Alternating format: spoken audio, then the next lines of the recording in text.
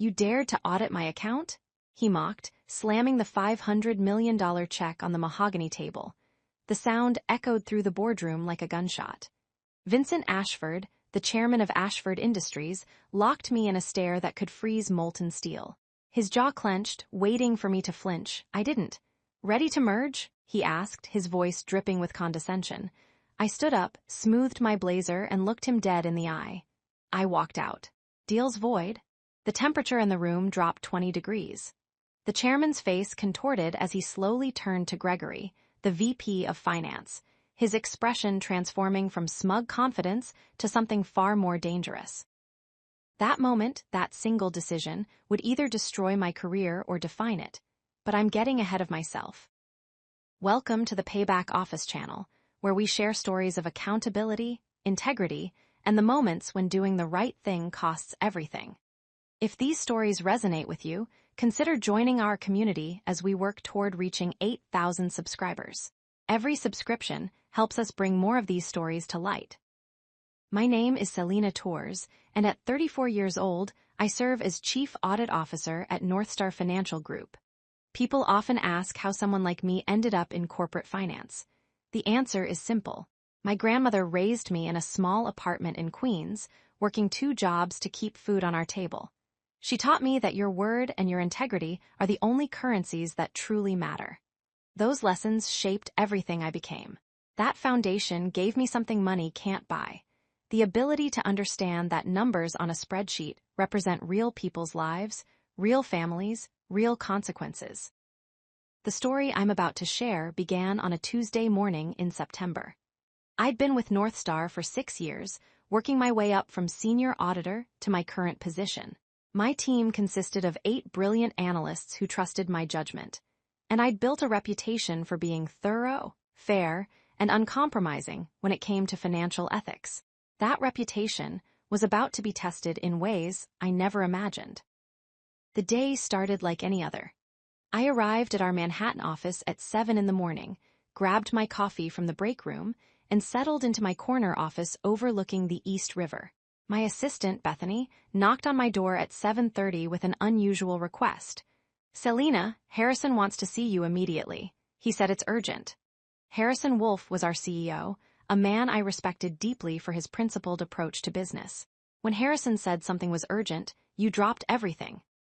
I made my way to the executive floor, my heels clicking against the marble tiles. Harrison's office occupied the entire southwest corner of the building, floor-to-ceiling windows offering a panoramic view of the city. When I entered, I found him standing by the window, hands clasped behind his back. He didn't turn around immediately. "Selena, close the door and have a seat." His tone carried a weight I'd rarely heard before. I sat in one of the leather chairs facing his desk, while he remained at the window for another moment before joining me. "We have an opportunity that could transform this company," he began, sliding a folder across his desk toward me. "Ashford Industries wants to merge with us. $500 million. It would make us one of the top 5 financial institutions in the country." I opened the folder, scanning the preliminary documents. Ashford Industries was a conglomerate with interests in real estate, technology, and private equity. On paper, the merger made sense. Our financial services combined with their diverse portfolio could create something formidable. "This is impressive," I acknowledged. "What do you need from me?" Harrison leaned forward, his expression grave. "Vincent Ashford is old school. He's built his empire over 40 years, and he runs his company like a personal fiefdom. I need you to conduct a full audit of their financial statements before we proceed, not the surface-level review their own accountants provided. I need you to dig deep, Selena. I need to know if there are any skeletons in their closets before we tie our reputation to theirs." I nodded, understanding the assignment's gravity. "When do I start?" Harrison smiled for the first time since I'd entered his office. "Yesterday. I'm putting you on this full-time. Pull whoever you need from your team. You have 3 weeks to complete the audit.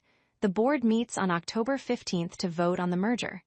3 weeks to audit a multi-billion-dollar corporation. It was aggressive, but not impossible. I'd done it before. I'll need complete access to their financial systems, bank records, subsidiary accounts, everything," I said, already mentally assembling my team. You'll have it. Vincent has agreed to full transparency. He's confident in his company's financial health. Something in Harrison's tone suggested he had his doubts. That tiny hesitation told me everything I needed to know. My job wasn't just to verify the numbers. It was to find what Vincent Ashford might be hiding. I spent the rest of that day pulling together my audit team. I selected 4 of my best analysts. Thomas, a forensic accountant with an uncanny ability to spot irregularities. Michelle, a tax specialist who understood corporate structures better than anyone I'd ever met. James, a former FBI financial crimes investigator who joined the private sector. And Olivia, a young prodigy fresh from Wharton who could build financial models in her sleep. By Wednesday morning, we'd set up a war room in one of Northstar's secure conference spaces. The walls were soon covered with flowcharts, organizational diagrams, and financial timelines. Ashford Industries had provided access to their systems, and we dove in immediately. The first week of the audit revealed exactly what we expected: a profitable, well-managed company with diverse revenue streams and solid fundamentals. Vincent Ashford had built his empire through aggressive but legal business practices. His real estate division owned properties in 17 states. His technology ventures had invested in several successful startups. His private equity arm had backed numerous winning companies. Everything checked out. Almost everything. On day 8, Thomas noticed something odd. "Selena, can you look at this?" He'd been reviewing the subsidiary structure when he'd found an anomaly. Ashford Industries had 47 registered subsidiaries, but the corporate structure documents referenced 49 entities. 2 companies appeared in internal memos and email chains, but weren't listed in any official filings. "Could be shell companies," Thomas suggested, his finger tracing the connections on his screen. "Or it could be sloppy record-keeping," Michelle countered, though her tone suggested she didn't believe that explanation. I leaned over Thomas's shoulder, studying the references. The 2 phantom companies were called Westbridge Holdings and Summit Creek Investments. They appeared sporadically in emails from Gregory, the VP of Finance, and another executive named Arthur Kane, who ran Ashford's private equity division. "James, I need you to trace these 2 entities. Corporate registrations, bank accounts, transaction histories, everything you can find." James nodded, already typing. On it. By that evening, James had assembled a preliminary report that made my stomach turn. Both Westbridge Holdings and Summit Creek Investments were registered in Delaware, which wasn't unusual. Many companies incorporated there for tax purposes. What was unusual was their ownership structure. Both companies listed Vincent Ashford as the sole owner, not Ashford Industries. They were his personal companies, separate from the corporation. That distinction might seem minor, but it raised serious questions. Why would Vincent maintain separate investment vehicles outside his corporate structure? What were these companies doing? And most importantly, why hadn't they been disclosed in the merger documents? "Keep digging," I told James. "I want to know every transaction these companies have made in the past 5 years." Over the next 3 days, my team worked around the clock. We ordered takeout, slept on the conference room couches, and consumed enough coffee to fuel a small city. What we uncovered was a masterclass in financial deception. Westbridge Holdings and Summit Creek Investments weren't just separate companies. They were funneling mechanisms. Vincent had been using them to move money in and out of Ashford Industries for years, manipulating the corporate balance sheet to inflate profits and hide losses. The scheme worked like this. When Ashford Industries had a bad quarter, Vincent would have one of his phantom companies invest money into the corporation, creating the appearance of revenue. When the corporation had a good quarter, he'd move excess profits into the phantom companies, reducing his tax liability. The net effect was that Ashford Industries appeared more stable and profitable than it actually was. More disturbingly, Vincent had been using the phantom companies to fund personal expenses while writing them off as business investments. Luxury real estate, private jets, art collections, all purchased through Westbridge and Summit Creek, all claimed as corporate assets. The total amount, approximately $180 million over 5 years. I sat back in my chair, the weight of what we discovered settling on my shoulders like a lead blanket. This wasn't a minor accounting irregularity. This was systematic fraud. If North Star merged with Ashford Industries without knowing about this scheme, we'd be liable for all of it. Our reputation would be destroyed. Our shareholders would revolt. We could face criminal charges for failing to conduct proper due diligence.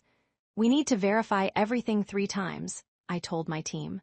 I want bank statements, transaction records, emails, everything documented and cross-referenced. When we present this to Harrison, it needs to be airtight. My team understood the stakes. We spent another 4 days building an irrefutable case.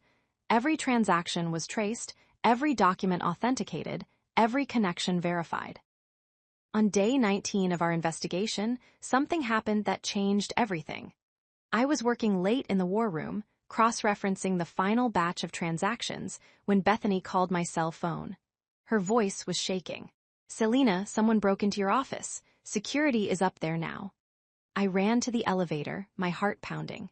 When I reached my floor, 2 security guards were standing outside my office door, which hung open at an odd angle. The lock had been forced. Inside, my office looked like a tornado had hit it. File cabinets were overturned, drawers pulled out and emptied onto the floor, my computer monitor smashed. But the most chilling part was the message spray-painted across my wall in red letters. "Stop digging or else." The security guards called the police. Detective Laura Hendricks arrived within 30 minutes, taking photos and dusting for prints. "Any idea who might have done this?" she asked. I had plenty of ideas, but no proof. "I'm conducting a sensitive audit. Someone clearly doesn't want me to finish it." Detective Hendricks raised an eyebrow. "Sensitive enough to warrant breaking and entering?" I looked at the destruction around me. Apparently, the break-in rattled me more than I wanted to admit. Someone had violated my space, destroyed my property, and sent a clear message. But it also told me something important. We were onto something big enough that someone was willing to commit crimes to stop us. The next morning, I arrived at North Star's headquarters to find Harrison waiting in the lobby. "I heard about your office. Are you all right?" I assured him I was fine, though the truth was more complicated. "Harrison, I need to show you what we found. Can we meet today?" He checked his watch. "My office, 1 hour." That meeting lasted 3 hours. I walked Harrison through every transaction, every hidden transfer, every piece of evidence we'd compiled. His face grew darker with each revelation. When I mentioned the break-in, he slammed his hand on the desk. "This has gone too far. We're moving you and your team to a secure location to finish the audit. I'm also hiring private security for you personally." By that evening, my entire team had been relocated to a secure facility in New Jersey, a nondescript office building that North Star used for sensitive projects. Armed security guards monitored the entrances. Our computers were air-gapped from the internet to prevent hacking. We worked under lockdown conditions for the next 5 days, completing the final verification of our findings. On day 23, we had our 200-page report ready. But before we could present it to the board, Gregory made his move. James received an encrypted email from an anonymous sender. The message was brief. "Gregory knows you're onto him. He's planning to destroy evidence tonight. Server room at Ashford headquarters, midnight." It could have been a trap, but we couldn't risk losing the evidence. James contacted Detective Hendricks, who arranged for a warrant and police presence. At 11:45 that night, I found myself in an unmarked car with James and 2 detectives, watching the entrance to Ashford Industries headquarters in downtown Manhattan. At 11:58, Gregory's Mercedes pulled into the underground parking garage. "That's him," James confirmed. We waited 5 minutes, then moved in. The police secured the building while James and I headed to the server room on the 3rd floor. We found Gregory there, frantically typing commands into a terminal, deleting files by the thousands. "Step away from the computer," Detective Hendricks commanded, her weapon drawn. Gregory froze, his hands still on the keyboard. His face was pale, sweat beading on his forehead. "You don't understand," he stammered. "Vincent will destroy me if I don't." He never finished the sentence. Detective Hendricks pulled him away from the terminal while James rushed to the computer. "How much did he delete?" I asked. James's fingers flew across the keyboard, checking the logs. "A lot, but I can recover most of it. He didn't know about the automatic backup system." Gregory slumped against the wall, his career and possibly his freedom evaporating before his eyes. "He promised me it was legal," Gregory said quietly. "Vincent promised me everything we were doing was just aggressive tax strategy. I didn't know it was fraud until it was too late, and by then I was in too deep."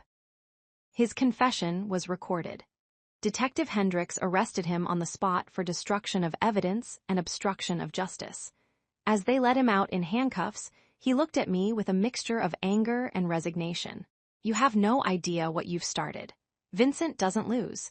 He'll burn down everything and everyone to protect himself." His words echoed in my mind as we secured the server room and preserved the remaining evidence. James managed to recover 90% of the deleted files, including emails that directly implicated Vincent in ordering the fraudulent transfers. The evidence was now overwhelming and undeniable. The emergency board session was scheduled for 7 in the morning. I barely slept that night, running through my presentation repeatedly, anticipating every question, every challenge. The stakes couldn't be higher. If the board didn't believe my findings, if they decided to proceed with the merger anyway, I'd have to make an impossible choice. Stay silent and compromise my integrity, or go public and destroy my career. At 6:30, I arrived at North Star's headquarters. The boardroom was on the top floor, a massive space with a table that could seat 30 people. By 7, all 12 board members had assembled, along with Harrison and our general counsel, Margaret Sinclair. I set up my presentation and began walking them through the evidence. The room was silent except for my voice and the occasional rustle of papers as board members reviewed the documentation. When I finished, the questions began. They were thorough, skeptical, and entirely appropriate. These were experienced business leaders who understood that a $500 million deal was on the line. They needed to be certain. For 90 minutes, I defended my findings, answered every question, and provided additional documentation when requested. Finally, the board's chairperson, Arthur Montgomery, spoke. "Ms. Torres, this is extraordinary work. Disturbing, but extraordinary. The question before us now is what we do with this information." Margaret, our general counsel, was unequivocal. "We cannot proceed with this merger. If we knowingly enter into a deal with a company engaged in securities fraud, we expose ourselves to enormous legal liability. We have to walk away." Arthur nodded. "I agree. The question is how. Vincent Ashford is not a man who takes rejection well. We need to handle this carefully." Harrison interjected. "I'll call Vincent and request a meeting for this afternoon. We'll present him with the findings and inform him that the deal is off. He'll have an opportunity to respond." That afternoon, I found myself in a conference room with Harrison, Margaret, and Vincent Ashford himself. He'd brought Gregory's replacement, a nervous young executive named Philip Warner, and his own legal counsel, a shark named Walter Brennan. Vincent was exactly what I'd expected. Mid-60s, silver hair, custom suit, an air of absolute authority. He exuded the confidence of a man who'd never been told no. Harrison handled the opening. "Vincent, thank you for coming on short notice. I'm afraid we've uncovered some serious irregularities in your financial statements that we need to address." Vincent's expression didn't change. "Irregularities?" Harrison nodded to me. I slid copies of our report across the table to Vincent, Philip, and Walter.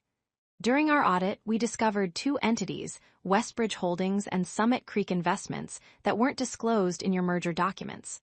Our investigation revealed that you've been using these companies to manipulate Ashford Industries' financial statements and fund personal expenses that you've classified as business investments." The room went silent. Philip's face had gone pale. Walter was already speed-reading through the report. Vincent, however, remained perfectly calm. He flipped through a few pages, then set the report down and looked directly at me. "And who exactly conducted this investigation?" His tone was pleasant, almost conversational, but there was steel underneath. "I did," I replied evenly, "along with my team." Vincent smiled. It wasn't a warm smile. "Miss Torres, is it?" I nodded. "Miss Torres, I've been building companies since before you were born. I've survived market crashes, recessions, and countless audits by people far more experienced than you. These irregularities, you found are simply sophisticated financial management that someone with your limited experience might not understand. I felt the insult land, but I didn't react. I dealt with men like Vincent my entire career. Mr. Ashford, with respect, moving corporate funds through personal entities to inflate reported earnings isn't sophisticated financial management. It's securities fraud. The temperature in the room dropped. Vincent's smile vanished. That's a serious accusation, Margaret spoke up. It's not an accusation, Mr. Ashford. It's a finding based on extensive documentation. We have bank records, transaction histories, and internal communications that clearly show a pattern of fraudulent activity. Walter, Vincent's attorney, finally looked up from the report. He leaned over and whispered something in Vincent's ear. Vincent's jaw tightened. He stood up abruptly. This meeting is over. Philip, Walter, we're leaving. But Harrison wasn't finished. Vincent, if you walk out of this room, the merger is dead. We'll be forced to report our findings to the Securities and Exchange Commission. Vincent paused at the door. Slowly, he turned back around. When he spoke, his voice was completely different, stripped of pretense and civility. You want to play hardball, Harrison? Let's play. You report those findings, and I'll bury you and your company in lawsuits for the next decade. I'll tie up your assets, tank your stock price, and personally destroy the career of every person in this room. He pointed directly at me, starting with her. Harrison stood up to match Vincent's energy. Are you threatening us? Vincent laughed. I don't make threats, Harrison. I make promises. You have until tomorrow to reconsider this absurd position. He walked out, Philip and Walter scrambling to follow. The door slammed behind them with enough force to rattle the walls. In the silence that followed, Harrison and Margaret exchanged looks. Well, Margaret said dryly, that went about as well as expected. Harrison turned to me. Selina, I want you to know that what happens next isn't your fault. You did your job, and you did it brilliantly. Whatever Vincent tries to do, we'll handle it together. I appreciated his support, but I understood the reality. Vincent Ashford was a billionaire with unlimited resources and a reputation for crushing his enemies. I just made myself his primary target. That night, I couldn't sleep. I kept replaying the confrontation, wondering if I'd been too aggressive, too blunt. But then I'd think about the fraud we'd uncovered, the investors who'd be harmed if it continued, and I knew I'd made the right choice. The next morning, I arrived at work to find the office buzzing with unusual energy. Bethany met me at my office door, her eyes wide. Selina, you need to see this. She handed me her tablet, which displayed the morning's Wall Street Journal. The headline read, Northstar Financial backs out of major merger, citing audit concerns. The article detailed our failed merger with Ashford Industries, complete with unnamed sources suggesting that Northstar had discovered significant financial irregularities. Vincent had gone to the press. Within hours, both companies' stock prices were fluctuating wildly. Northstar's board was fielding calls from angry shareholders demanding explanations. Ashford Industries was doing damage control, with Vincent personally giving interviews claiming that Northstar had backed out due to cold feet and inexperienced auditors who didn't understand complex financial structures. That last comment was clearly directed at me. My phone started ringing off the hook. Reporters wanted comments. Industry colleagues wanted gossip. My mother called, worried because she'd seen my company on the news. I ignored all of it and focused on what mattered, preparing our findings for the Securities and Exchange Commission. If Vincent wanted a war, he'd get one. But it would be fought with facts and evidence, not threats and media spin. Over the next week, Margaret worked with federal regulators to present our audit findings. The SEC opened a formal investigation into Ashford Industries. That should have been the end of my involvement. I'd done my job, uncovered the fraud, and reported it to the appropriate authorities. But Vincent Ashford wasn't finished with me. 2 weeks after our confrontation, I received a formal letter from Walter Brennan, Vincent's attorney. I was being sued personally for defamation, tortious interference with business relations, and professional negligence. Vincent was seeking $50 million in damages. The lawsuit was absurd. Everything I'd reported was documented and true. Truth is an absolute defense against defamation. But that wasn't the point. The point was to intimidate me, to drain my resources defending myself, to make me an example of what happens when you cross Vincent Ashford. Margaret assured me that North Star would provide legal support, but I could see the concern in her eyes. These kinds of lawsuits could drag on for years, even when they were baseless. The stress alone could destroy someone's career and personal life. I spent the next month in a haze of depositions, legal briefings, and strategy sessions. My days were consumed with defending decisions I'd made in good faith, explaining auditing procedures to lawyers who didn't understand finance, and watching my name get dragged through the media. Vincent's PR machine was relentless. Anonymous sources leaked stories about my supposed inexperience, my overly aggressive audit techniques, my personal vendetta against successful businessmen. None of it was true, but the mud stuck anyway. I started getting hate mail. Professional contacts stopped returning my calls. I was becoming toxic. The pressure mounted when I discovered someone had been following me. I first noticed the black SUV outside my apartment building on a Tuesday morning. The same vehicle appeared behind me on my commute. When I mentioned it to the security team Harrison had assigned me, they took it seriously. They swept my apartment for bugs and found 2 listening devices, one in my living room and one in my bedroom. The violation was profound. Vincent wasn't just attacking my professional reputation, he was invading every aspect of my privacy. Detective Hendricks opened an investigation, but proving who planted the devices was nearly impossible. The security team moved me to a corporate apartment in a secure building while they tried to trace the surveillance back to its source. I was living out of a suitcase, looking over my shoulder constantly, wondering if the people passing me on the street were watching me. The paranoia was exhausting, but just when the pressure seemed unbearable, something unexpected happened. A whistleblower emerged from inside Ashford Industries. Her name was Amanda Reeves, and she'd worked as a senior accountant in Gregory's department for 8 years. She'd seen the fraud firsthand, had even been asked to facilitate some of the transfers between Ashford Industries and Vincent's phantom companies. She kept quiet out of fear for her job, but watching Vincent destroy my reputation had been too much. She couldn't stay silent anymore. Amanda reached out through Margaret, offering to provide testimony and documentation that corroborated every finding in my audit. More than that, she had evidence of additional fraud we hadn't uncovered, including offshore accounts and tax evasion schemes. Her testimony was a game changer. The SEC's investigation intensified. Federal prosecutors got involved. Vincent's legal position deteriorated rapidly.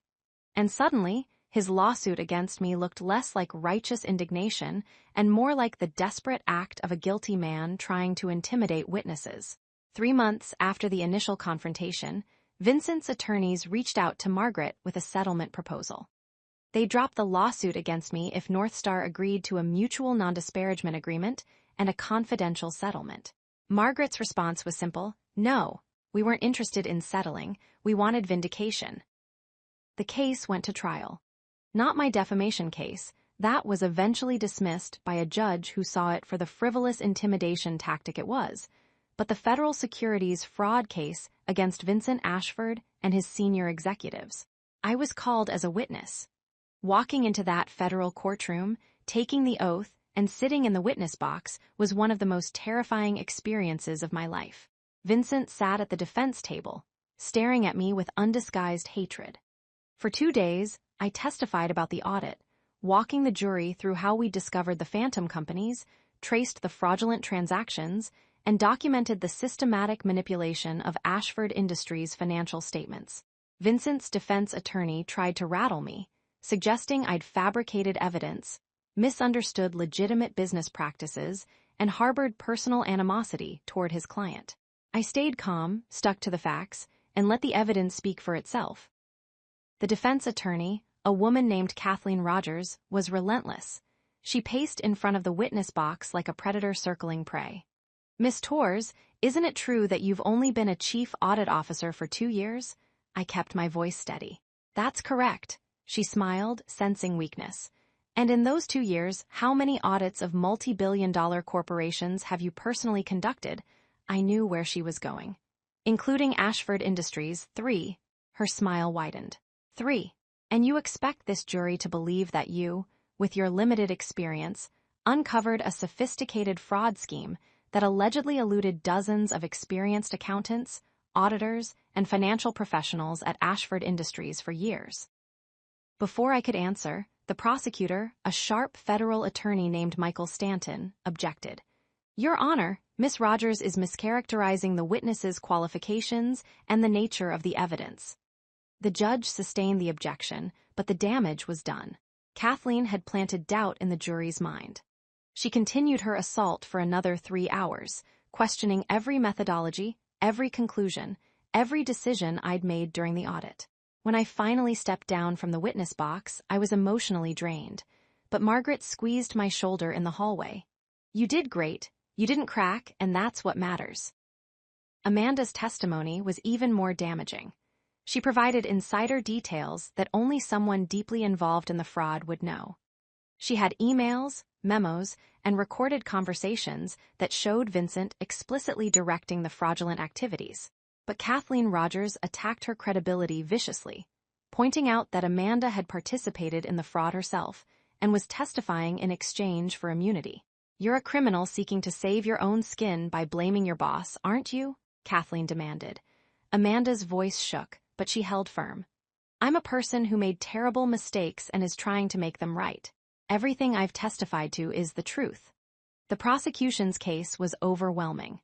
After 6 weeks of trial, the jury deliberated for just 2 days before returning a guilty verdict on 12 counts of securities fraud, wire fraud, and tax evasion. When the foreman read the verdict, Vincent's face remained impassive, but his hands gripped the edge of the defense table so hard his knuckles turned white. Arthur Kane, seated beside him, dropped his head into his hands. The courtroom erupted in murmurs until the judge's gavel restored order. Vincent Ashford was sentenced to 15 years in federal prison and ordered to pay $140 million in restitution and fines. Gregory, who'd cooperated with prosecutors after his arrest, received 10 years.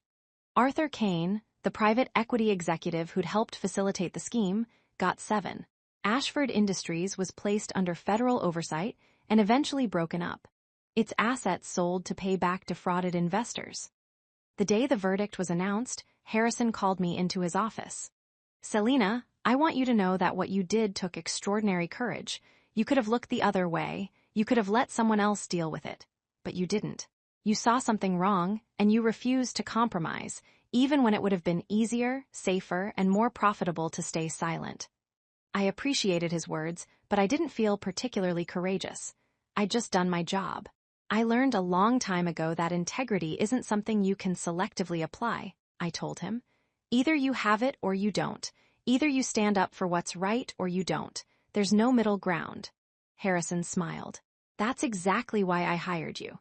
And it's why I'm promoting you to Executive Vice President of Corporate Governance, effective immediately. You'll oversee all of our audit, compliance, and risk management functions. I want you to build a culture where doing the right thing isn't the exception, it's the expectation." The promotion was gratifying, but more important was what it represented. In an industry where cutting corners and looking the other way are often rewarded, Harrison was sending a clear message. Integrity matters more than profit. That message resonated far beyond North Star. In the months following Vincent's conviction, I was invited to speak at conferences, business schools, and corporate boards about the importance of ethical leadership and rigorous financial oversight. I became something of an accidental advocate for corporate accountability. The speaking engagements led to consulting opportunities. Companies that wanted to strengthen their audit functions and build ethical cultures sought my expertise. I started a small advisory firm on the side, helping organizations implement the kinds of controls that could prevent another Ashford Industries situation. But the most satisfying outcome was seeing the impact on the industry itself. Regulatory agencies strengthened their oversight requirements. Corporate boards became more skeptical of deals that seemed too good to be true. Audit professionals felt empowered to ask hard questions and push back against executives who tried to hide inconvenient truths. The Ashford case became a teaching moment, a reminder that the numbers always tell a story, and it's the auditor's job to make sure that story is true. Looking back now, 3 years after that confrontation in the conference room, I can see how everything changed in that moment. When Vincent slammed that $500 million check on the table and demanded to know how I dared to audit his account, I had a choice. I could have backed down. I could have rationalized that more experienced people would handle it. I could have prioritized the merger, the money, and my comfortable career over the truth. But my grandmother didn't raise me to take the easy path. She raised me to understand that doing the right thing often costs something, and that cost is the price of being able to look yourself in the mirror. When I walked out of that room, voiding the deal, I had no idea if I'd still have a job the next day. I didn't know if I'd be sued, blacklisted, or professionally destroyed. All I knew was that I couldn't be part of a fraud, no matter how sophisticated or how well compensated. That decision defined me in ways I'm still discovering. It showed me that I was stronger than I thought, that my principles were more than just abstract concepts I talked about, they were the foundation of who I am. It also taught me that you're never alone when you stand up for what's right. Harrison stood with me. Margaret stood with me. My team stood with me. Amanda, who risked everything to tell the truth, stood with me. The system, for all its flaws, ultimately worked. The truth came out. Justice was served. The good guys won. It doesn't always work out that way. Sometimes people who do the right thing do pay an enormous price. Sometimes whistleblowers are destroyed, truth-tellers are silenced, and fraudsters walk away with their fortunes intact. But that doesn't change the fundamental equation. You still have to be able to live with yourself. You still have to decide what kind of person you want to be. For me, there was never really a choice. The moment I saw those phantom companies, traced those fraudulent transactions, and understood the scope of Vincent's deception, my path was set. I couldn't unknow what I knew. I couldn't unsee what I'd seen. All I could do was document it, report it, and deal with the consequences. Those consequences turned out to be far less dire than I'd feared and far more transformative than I'd hoped. My career didn't end, it flourished. My reputation wasn't destroyed, it was enhanced. My principles weren't tested and found wanting. They were tested and proven resilient. Today, I tell this story not because I think I'm special, but because I think the situation is common. Every day, professionals in every industry face moments where they have to choose between what's right and what's convenient, between integrity and profit, between truth and comfort. Those moments define careers, companies, and character. My advice, for whatever it's worth, is simple: trust your instincts. If something feels wrong, it probably is. Do the work to verify your suspicions, but don't ignore that voice in your head telling you to look closer, dig deeper, ask harder questions. Document everything. In situations like these, evidence is your only protection. Opinions can be disputed, but facts are stubborn things. Build an airtight case before you make accusations.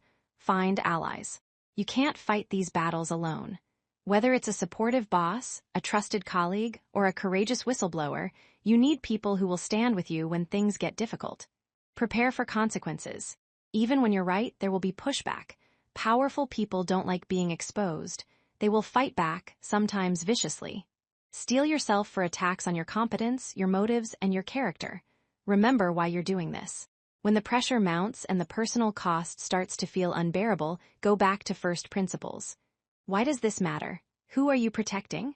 What kind of professional and what kind of person do you want to be? For me, the answer was always clear. I wanted to be someone my grandmother would be proud of.